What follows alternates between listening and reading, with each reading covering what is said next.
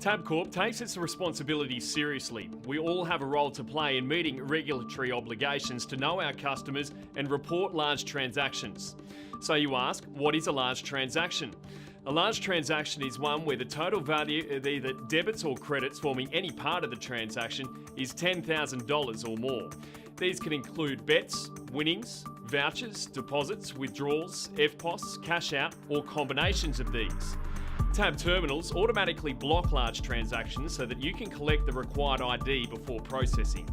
A screen message will appear displaying transaction limit exceeded. Don't worry, you haven't broken anything. You'll see the screen will also say customer verification, collect ID. Say to the customer, please can I see some ID so that I can get this large transaction processed. Call SSC and provide the ID details. Next, you'll see a 5-selection menu called Verification Status.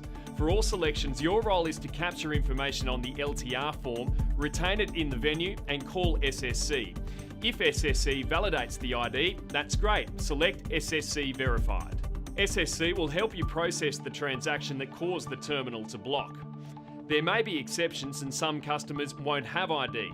Select No ID Available if the customer doesn't have any ID, or if SSC say the ID provided isn't valid. SSC can then help you manually reverse the transaction, so stay on the line with them.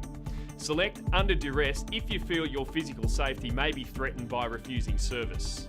Please follow the directions on the screen to process the customer's bet, including paying the customer if required. Contact SSC as soon as it's safe to do so to report the incident. They'll support you through the process. Select Operator Error if you've made a mistake and accidentally created a large transaction. You'll still need to contact SSC to provide the details of the error so they can unblock the terminal and avoid misreporting. SSC Unavailable is only an option when turned on by Tab Head Office. For example, in emergency evacuation of SSC or if systems are down, and you will see a terminal text message when this happens. If the customer doesn't have valid ID, then you must not proceed with the transaction. If the customer has valid ID, follow the instructions on the screen to unblock and process the transaction. In both cases, you'll need to contact SSC as soon as possible to give them the ID details. For more information, get your supervisor to show you MyTab, where you'll find the Wagering Rulebook, our single source of truth.